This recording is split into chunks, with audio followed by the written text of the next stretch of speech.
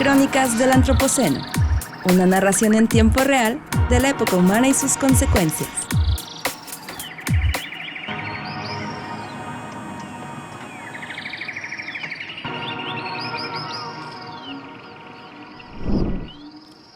Hola y bienvenidos a Crónicas del Antropoceno. Yo soy tu anfitrión Víctor González Quintanilla y me acompañan esta semana Juan Nepote. Hola, colegas cronistas. Coco Vargas. Hola, hola. Y Marcos Vinagrillo. Saludos a todos. Pues uno de los aspectos que nos caracteriza a los humanos es nuestra capacidad para producir y voracidad para consumir vastas y diversas fuentes de energía. Podríamos, de hecho, narrar la historia de la vida en la Tierra, de las civilizaciones humanas y de todos los seres vivos como la crónica de una constante búsqueda por adquirir, almacenar y consumir cantidades crecientes de energía. Desde la relación más íntima, comer, hasta las más sofisticadas como el transporte, dependemos en muchas escalas de la energía a la que tenemos acceso como individuos y como especie. Y como especie hemos sido muy exitosos. En años recientes, más o menos 300,000 años, pero que es un parpadeo en la historia de la Tierra, los humanos nos hemos convertido en la especie que más energía domina, con consecuencias extraordinarias que han cambiado hasta el clima del planeta. Pero primero vamos definiendo a qué nos referimos con energía. Existen palabras que usamos con tanta frecuencia que ya ni siquiera dudamos de su significado. Energía es una de esas. Tan engañosa que casi siempre la acompañamos de adverbios como mucha o poca.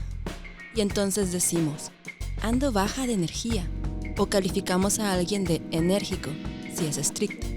Tan familiar nos resulta la energía que se nos olvida que no podemos verla ni tocarla, y que únicamente percibimos sus manifestaciones. Por eso la calificamos con adjetivos como solar, eólica, eléctrica, nuclear, y automáticamente repetimos lo que alguna vez escuchamos en la escuela. La energía no se crea ni se destruye, solo se transforma.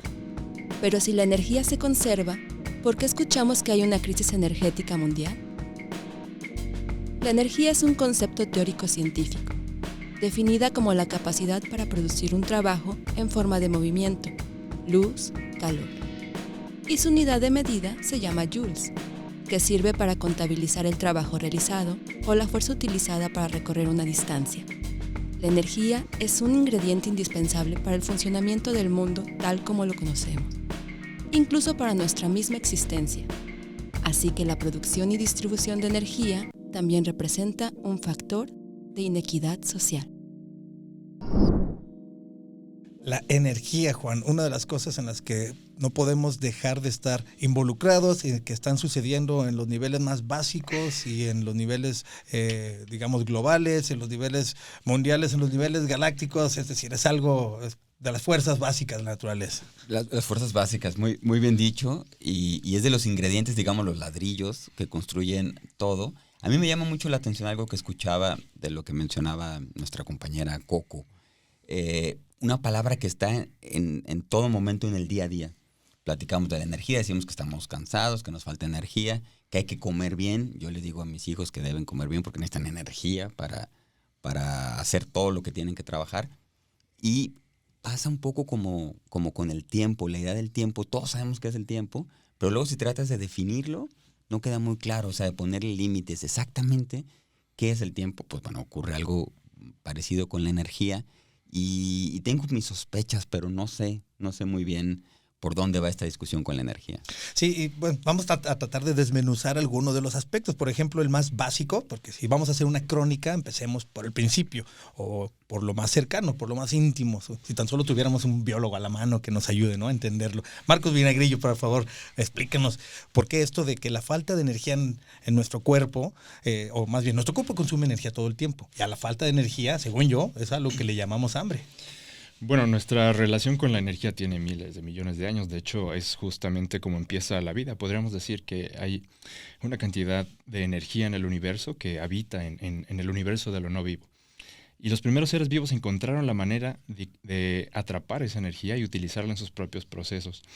Si definimos a la energía como la capacidad de hacer un trabajo, eventualmente la célula tiene que hacer un montón de cosas. Tiene que moverse, desplazarse, duplicarse, alimentarse, etcétera, ¿no?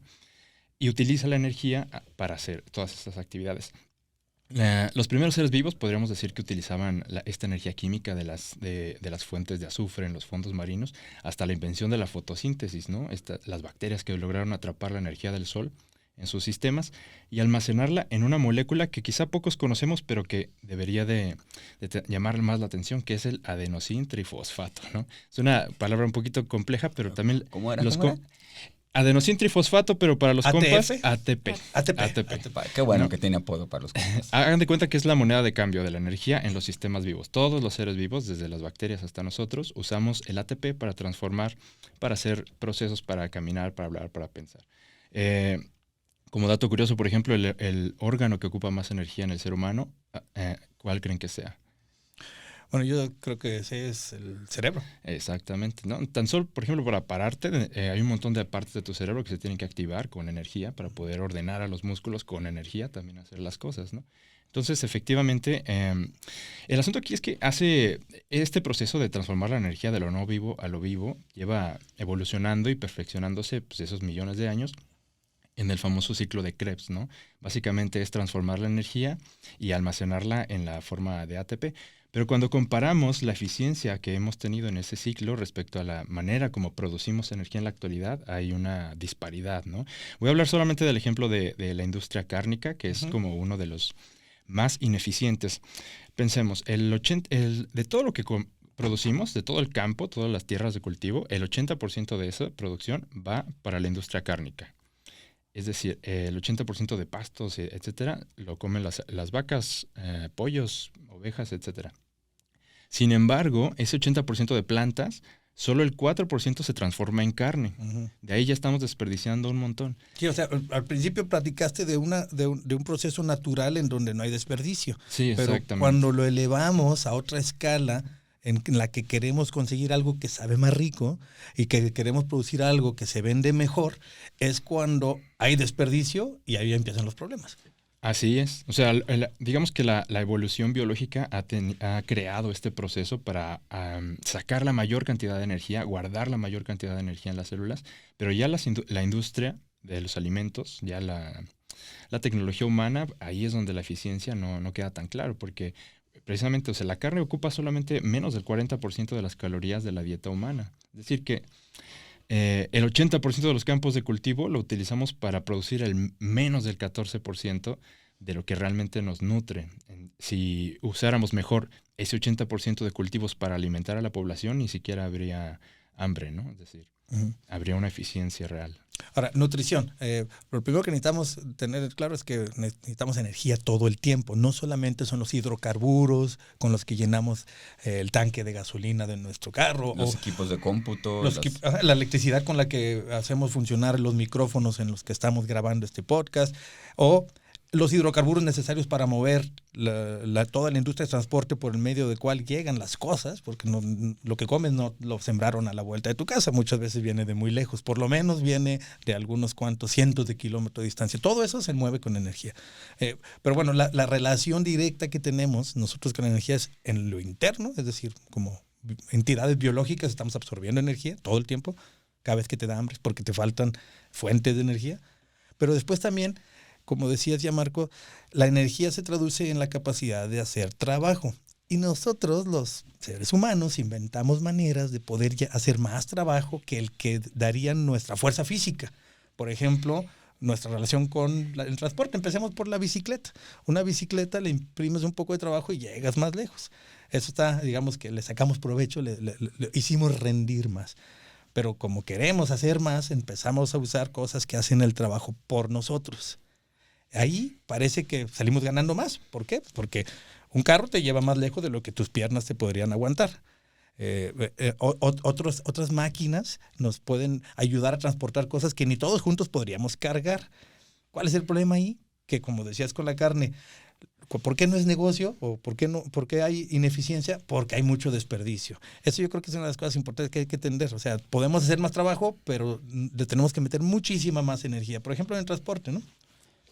Decías ahorita lo de la bici, que empezabas por la más fácil, pero empezaste por la más complicada, porque la bicicleta es la máquina más eficiente que hemos inventado en términos de rendimiento de trabajo. O sea, le requiere relativamente poca energía de nuestra parte y obtiene una gran cantidad de trabajo. Porque se aprovecha la gravedad, ¿no? Exactamente, y se potencia con el sistema mecánico, la palanca, la las cadena, velocidades también, que es muy ingenioso la manera de que... Si tienes tu bici muy elegante con velocidades también, si no, igual la de mi bici, por ejemplo, que tenemos aquí en la ciudad de Guadalajara, funciona muy bien, aunque, no, sí tiene creo que 2 o 3 velocidades, ¿no? Cambios. Pero bueno, te permite potenciar ese esfuerzo y obtener un mayor trabajo. Pero, y no genera desechos. Y no genera desechos. Emisiones. Exacto. Que ahí creo que estamos ya complejizando cada vez más las cosas y eso es lo importante y me parece que es algo relevante para tener en mente. La decisión que tomemos sobre la forma en cómo producimos la energía que requerimos, ya lo decía hace un momento el cronista Marcos, es necesario la energía, o sea, no hay vuelta de hoja, pero hay que ser muy consciente de dónde obtenemos y de qué forma generamos esa energía. Y en el caso de los vehículos me parece especialmente importante.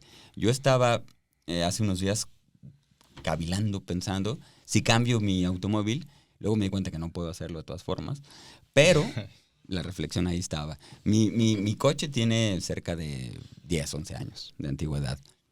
Y entonces estaba pensando, se habla mucho de los vehículos eléctricos o híbridos, inclusive para el caso de los automóviles. Yo necesito moverme en una distancia más o menos considerable, tengo que ir por mis hijos a la escuela, tengo que ir al trabajo, tengo que hacer alguna otra actividad, que pienso ya en un vehículo que no sea de combustión interna, o sea, un automotor híbrido o eléctrico, y parecería que la respuesta es inmediata, y lo más sensato sería imaginar que sí, pero revisando algo de información me doy cuenta que la producción de las baterías, por ejemplo, para estos vehículos, también tiene un gran impacto ambiental. Y eso es algo que ya venía diciendo hace un momento Marcos. La producción de energía forzosamente tiene un impacto, tiene ciertas consecuencias y creo que lo importante ahora es que tomemos las mejores decisiones con la mayor cantidad de información y que ya no podemos decidir una u otra, optar por la bicicleta o por el automóvil o por la motocicleta o por lo que sea, sin considerar todos los otros factores que se han estado diciendo aquí. El desperdicio, por ejemplo, que se mencionaba al principio, las emisiones, el costo para producir la energía, el costo socioambiental para cosecharla, todo eso tiene que estar considerado. ¿Y por qué estamos hablando de esto? ¿Por qué en el contexto de un podcast que se llama Crónicas del Antropoceno? Porque estamos tratando de entender de manera cronológica a dónde hemos llegado con la manera de consumir. Es decir, esta manera de consumir no es sustentable, nos dicen los especialistas. ¿Por qué?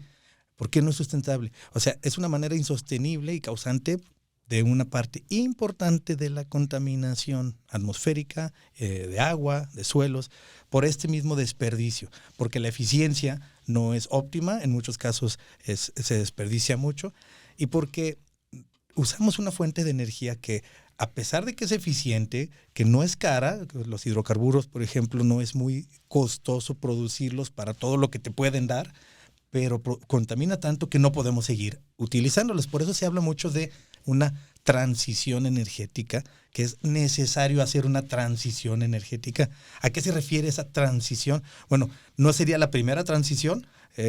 Si no podemos seguir igual, tenemos que hacer transición. No es la primera transición que sucede. Ya había habido otras transiciones energéticas. Antes, por ejemplo, todo lo cocinábamos con leña, hasta que encontramos cosas más eficientes que la leña, como el carbón. O aprendimos a hacer carbón de la leña. El carbón es más eficiente que la leña, te da más calor por kilo de producto. Después encontramos el carbón mineral, que es mucho más eficiente, quema a mayor temperatura y rinde más que el carbón vegetal. Después encontramos los hidrocarburos, que son mucho más eficientes que el carbón mineral. Pero en este momento nos quedamos en los hidrocarburos porque hay muchos, porque le picas un hoyo al suelo y sale, porque aparte es negocio, cuesta $5 sacar un barril y lo vendes en 100, pues aparte es negocio internacional, la economía mundial gira alrededor de él y nos hemos vuelto demasiado dependientes de los hidrocarburos. Pero no es la primera transición energética a las que nos enfrentamos, pero esta es diferente, dice el especialista canadiense Václav Smil, del que dejaremos una referencia al final. Dice, es que ha habido muchas transiciones, pero la actual es una transición diferente. Diferente porque no es que tengamos que dejarlo porque ya se acabó o porque salga muy caro. Lo tenemos que dejar por las consecuencias socioambientales que tiene utilizar estos hidrocarburos. es una fuente muy sucia y necesitamos encontrar fuentes más limpias, tenemos que hacer cambios y esos cambios es de lo que se habla mucho en todas las reuniones, las conferencias de las partes, las reuniones como los acuerdos de París, se está buscando que hagamos esta transición energética. ¿Cómo vamos? ¿Cómo va Latinoamérica? ¿Cómo va México? Nosotros estamos transmitiendo desde Guadalajara a México. ¿Cómo vamos en esta transición energética, Coco? Hagamos ahí como un resumen, cómo va nuestro país y luego lo comparamos con otros.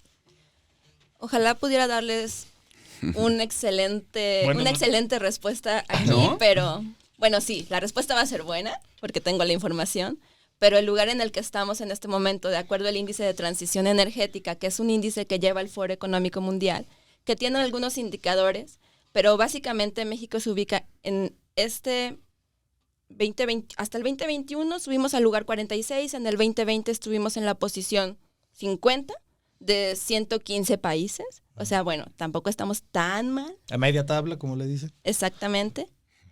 Pero pues, básicamente México reconoce que no cumpliremos nuestras metas en este papel de transición energética pues porque no hemos podido. Quedamos mal en el 2021. Habíamos acordado que nuestra producción de energía por fuentes limpias iba a ser de un 30%. No lo logramos, nos quedamos en 29.5, casi, nos quedamos en 29.5, pero no lo logramos.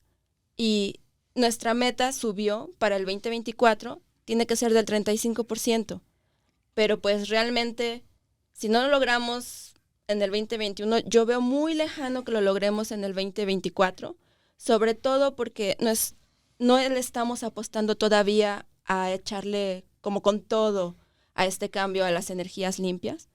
Estamos todavía dando prioridad a la tecnología de las centrales eléctricas con ciclo combinado. ¿Qué es este ciclo combinado? Pues vamos a producir todavía con combustión de gas natural y de vapor de agua. Que siguen siendo combustibles fósiles a los cuales queremos dejar atrás, pero somos dependientes de ellos.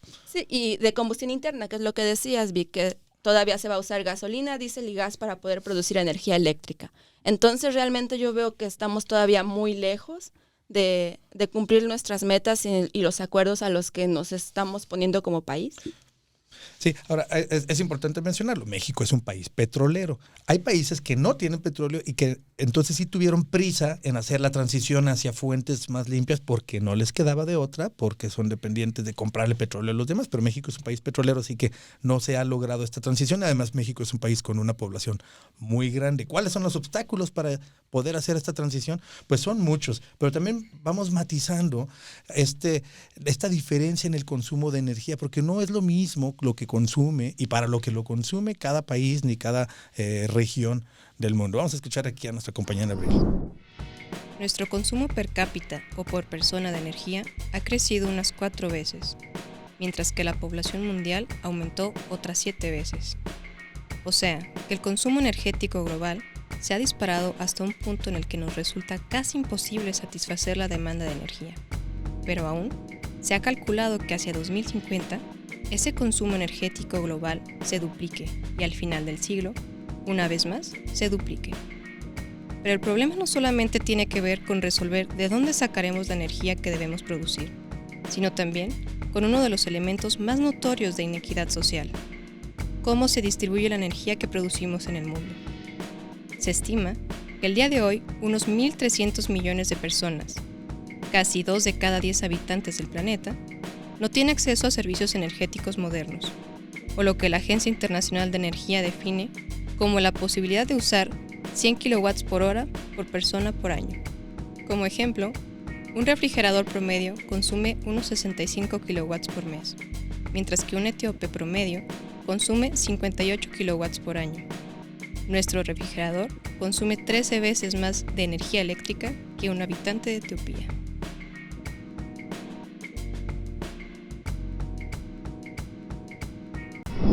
Bueno, pues algunos matices acerca de la diferencia en cómo consume un habitante de un país y un habitante de otro país, la diferencia abismal que hay. O sea, no es lo mismo, y eso lo vamos a ver en muchos de los temas que abordemos en este podcast, no es lo mismo aquí que allá, en un momento que en otro de la historia de cada una de estas sociedades. ¿Cuáles son los obstáculos para que podamos hacer una transición energética? Lo vemos como De hecho, muchos lo mencionan como un santo grial. Tenemos que transitar hacia una red más electrificada, pero ya nos platicaba Coco que de todos modos la electricidad, al menos en México, se produce, me parece que un 80% con combustibles fósiles, así que de todos modos, aunque tuvieras un carro eléctrico, Juan, digamos que si decides comprarte uno, lo cambias por un eléctrico, esa electricidad pues de todos modos va a venir de combustibles fósiles. Exacto, que lo consigo hacer. Tienes toda la razón, Víctor, y bueno, además de estos matices que ya escuchábamos y la diferenciación, creo que lo importante, como ya hemos dicho en otros momentos, es de alguna u otra manera pasar a la acción. Yo quisiera aquí mencionar un ejemplo que está llevando a cabo la Universidad de Guadalajara.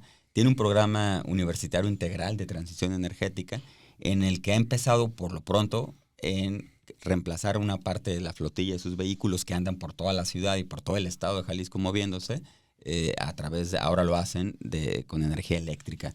No es la solución aún, y creo que eso es también lo importante, no pensar que hay soluciones únicas a corto plazo y absolutamente definitivas, pero sí es relevante que empecemos ya a hacer algo y tampoco paralizarnos ante todas las variables que vemos que no resuelven las cosas. Pero bueno, creo que ahí está un ejemplo de algo que es posible echar a andar y bueno, veremos qué resultados tengan. Sí, incluso hay una electrolinera cruzando la calle donde nosotros estamos grabando este podcast. Es la primera que se pone en esta ciudad. Guadalajara, donde estamos grabando, es una ciudad de 5 millones, casi 6 millones de habitantes en su zona conurbada. Y es la primera vez que hay una electrolinera. Es decir, paneles solares captan energía del sol, la convierten en electricidad y cargan autos eléctricos. Esos autos eléctricos en particular, a excepción de casi todos los demás, sí están usando una energía, digamos, limpia, que no está produciendo emisiones.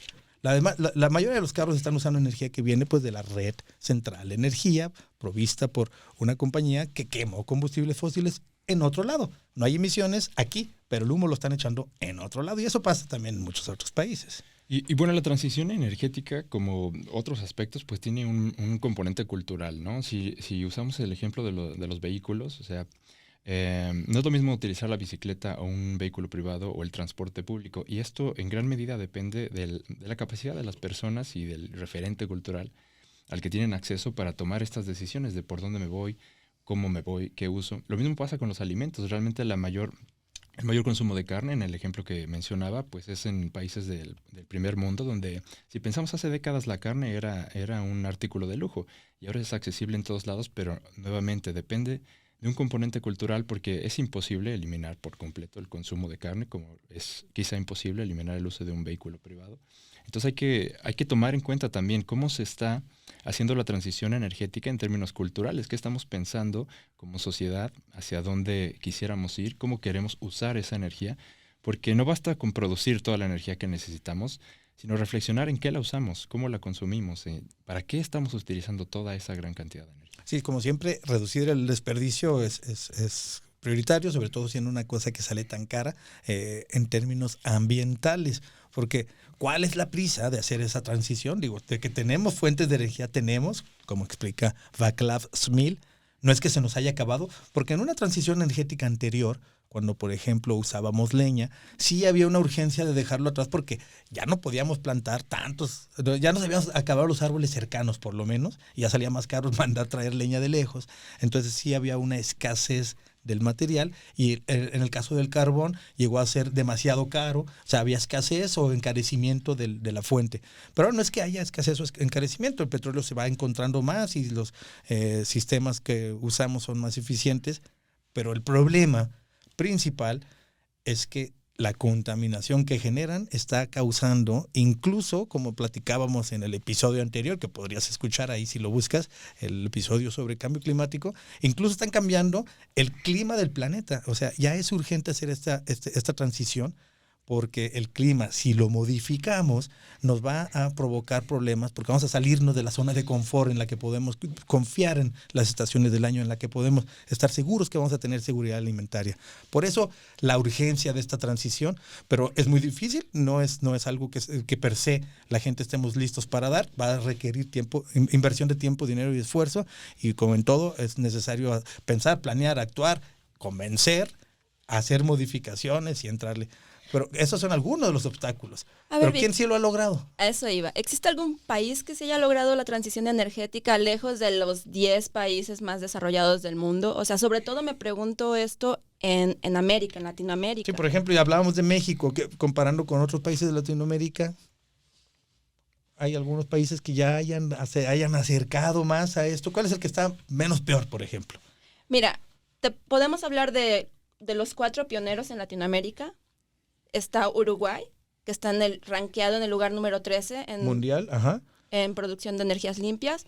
Costa Rica, lugar 26, Colombia 29 y Brasil, que ahí los va alcanzando, que va en el número 30, ¿no? Y Brasil, que tiene una población tan grande, más que México incluso. Sí, pero de estos casos resalta el de Costa Rica. Costa Rica es uno de los países que más le ha apostado a la producción de energía eléctrica por vías limpias. Y ellos están produciendo todo, pues, geotérmico, eólico, usando térmica, y el bagazo, y también energía solar, me parece.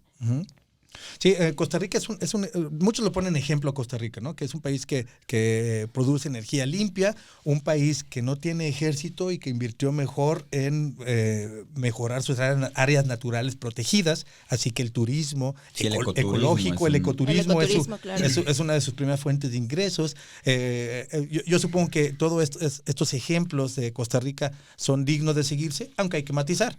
Costa Rica tiene muchos menos habitantes que México, tiene 5 millones de habitantes. Hay más habitantes en esta ciudad, Guadalajara, que en todo Costa Rica. México tiene casi 130 millones de habitantes.